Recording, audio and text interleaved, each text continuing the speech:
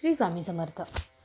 शिवाचं उग्र व भीषण असं एक रूप, पंचमुखी शिवाच्या दक्षिणेकडील मुख, याला देखील भैरवत असं म्हणतात. तसेच भैरव हा शिवाचा एक प्रमुख गण असल्याचं मानलं जातं. पुराणांच्या मते, कालिका पुराणाच्या मते, पार्वतीच्या शापानं महाकाल हा गण भैरवाच्या रूपानं जन्मला. त्याचा जन्म रात्रीच्या 4थ्या प्रहरी झाल्याचं मानलं जातं. कार्तिक वद्य अष्टमीला आपण भैरव जयंती हे काम्यव्रत करत असतो.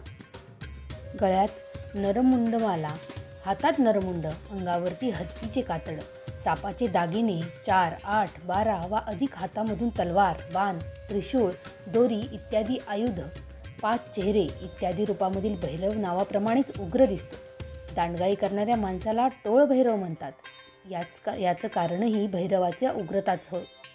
ओरिसामधील ही मूर्ती विश्वपद्यावरती उभ्या असलेल्या तेथील काही मूर्ती 3 डोळे व मिशा असलेल्या आहेत. राजस्थानामधील प्रत्येक गावामध्ये शमी वृक्षाखाली त्याची मूर्ती वा तांदळा दिसतो. पंजाबमध्ये त्याला मृत्यूला भिवणारा देव असं म्हटलं जातं. भैरव कुत्र्याबरोबर असतो व त्याच्यावरती स्वार होत राहतो. तो भैरवांचा द्वारपाल व शक्तिपीठांचा संरक्षण आहे. भैरवाला वगळून शक्तीची पूजा केली तर ती निष्फळ मानली जाते.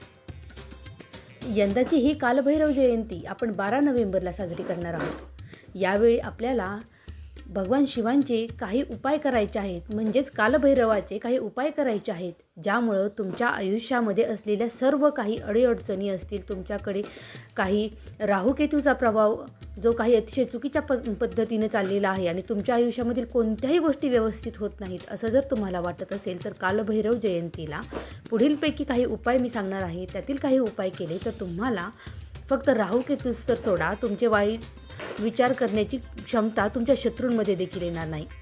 चला तर मग आता व्हिडिओला वेळ वाया न घालता सुरुवात करूया की कालभैरव जयंतीला तुम्हाला काय उपाय करायचे आहेत. त्या अगोदर तुम्ही जर आपल्या चॅनेलला सबस्क्राईब केलं नसेल तर सबस्क्राईब करून घ्या. वाईट शक्तींपासून मुक्ती मिळवण्यासाठी कालभैरव जयंतीला आपल्याला कालभैरवाची यथासांग पूजा करायची आणि कालभैरव मंदिरामध्ये जाऊन काळं उडीद डाळ, काळे तीळ आणि मोहरीच्या तेलाचा दिवा लावायचा आहे. यामुळं ग्रहदोष दूर होतील आणि शत्रू देखील तुमचं बरं वाईट करू शकणार नाहीत. यासोबतच तुम्ही या दिवशी ओम भैरवाय नमः या मंत्राचा जप करा आणि कालभैरवाष्टकाचं पठण करा. असं केल्यानं तुमच्यावरती भूतबाधा किंवा इतर वाईट शक्तींचं वर्चस्व असेल तर ते पूर्णतः नाहीसं होईल.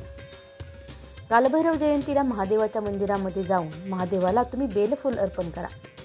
बेलफूल जर तुम्ही अर्पण केली तर त्या अगोदर त्या पानांवरती चंदनानं ओम नमः शिवाय असं लिहा आणि असं केल्यानं कालभैरव तुमच्यावरती नक्की प्रसन्न होतील.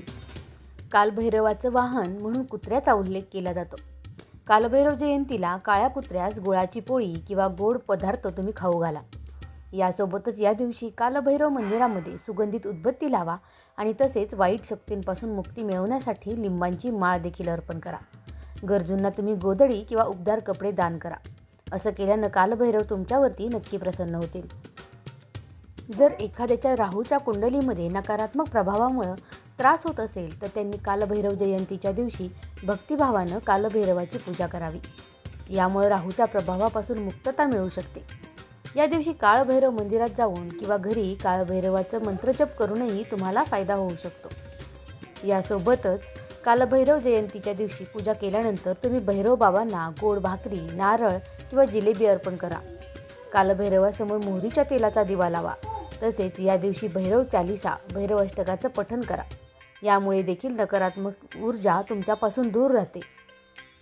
या दिवशी एका पोळीवर आपल्याला मध्यमा किंवा तर्जनीने बोटाने तेलाची रेषा काढा. आता पोळी 2 रंगांच्या कुत्र्याला खाऊ घाला. कुत्र्यानं पोळी खाल्ल्यास भैरव आशीर्वाद मिळाला असं समजा. कुत्रा पोळीचा वास घेऊन तोंड लावत नसल्यास दररोज पोळी घालत राहावी. कडू मोहरीच्या तेलामध्ये उडीद डाळीचे भजे तळून रात्रभर घरामध्ये ठेवा.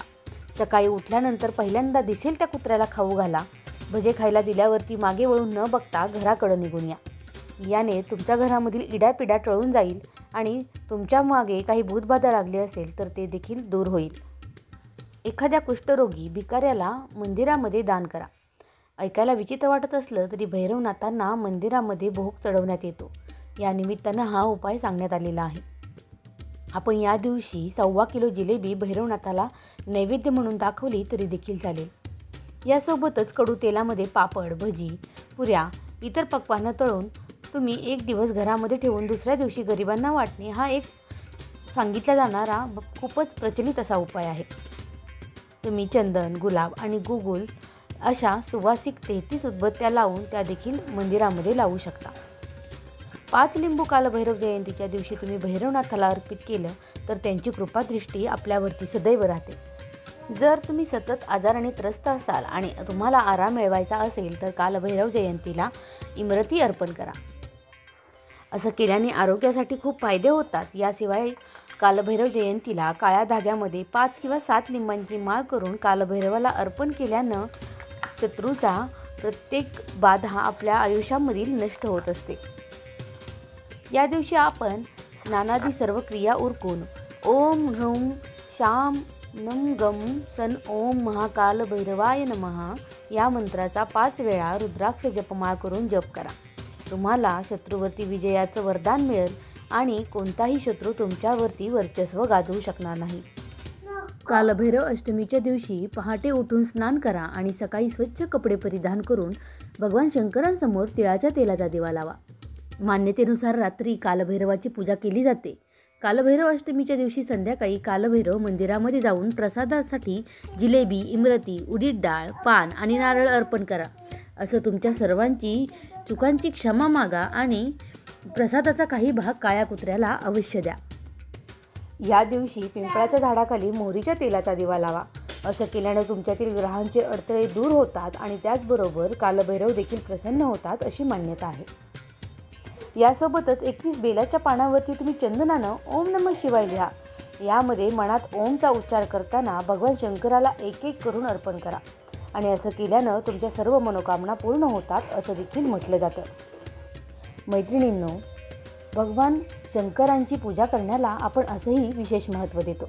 भगवान शिवांचं रौद्र रूप असलेल्या कालभैरवाची पूजा केल्यानं भीती आणि नैराश्य दूर होतं. कामामधील अडथळे दूर होतात.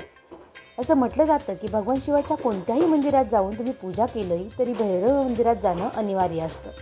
कार्तिक महिन्यातील कृष्ण पक्षातील अष्टमीला भगवान शंकरानं कालभैरवाचा रौद्र अवतार घेतला होता. म्हणून हा दिवस कालभैरव अष्टमी म्हणून साजरा केला जातो. असं देखील म्हटलं जातं की कालभैरव माणसाच्या चांगल्या वाईट कर्मांचा हिशोब ठेवतो. सजीवांचं कल्याण करणाऱ्यांवर कालभैरवाची विशेष कृपा असते, तर वाईट कृत्य करणाऱ्या आणि अनैतिक कृत्य करणाऱ्यांना तो शिक्षा देतो. कालभैरव अष्टमीच्या दिवशी तुम्ही काळ्या कुत्र्याला खायला द्या. असं केल्यानं कालभैरवासोबतच शनिदेवाची कृपाही प्राप्त होत असते आणि राहूचा अशुभ प्रभावही दूर होतो. कालभैरवाची उपासना केल्याने मनामधील भीती नाहीशी होते आणि कोणत्याही वाईट प्रकारच्या वाईट नजरेचा प्रभाव नाहीसा होत असतो. त्यामुळे आपल्यासाठी ही कालभैरव जयंती अतिशय महत्त्वाची आहे. दिलेल्या सर्व उपायांपैकी तुम्हाला तुमच्या गरजेनुसार कोणता उपाय करायचा आहे ते ठरवा आणि कालभैरव जयंती अशीच व्यर्थ जाऊ देऊ नका. या दिवशी शिवाच्या या रौद्र रूपाचं तुमच्या परीने होईल तितकं नक्कीच सेवा करा. आपला व्हिडिओ आवडला असेल तर आपल्या चॅनेलला लाईक, सबस्क्राईब आणि शेअर देखील करा. कालभैरव जयंतीच्या तुम्हाला व तुमच्या परिवाराला खूप शुभेच्छा. श्री स्वामी समर्थ. जय जय स्वामी समर्थ.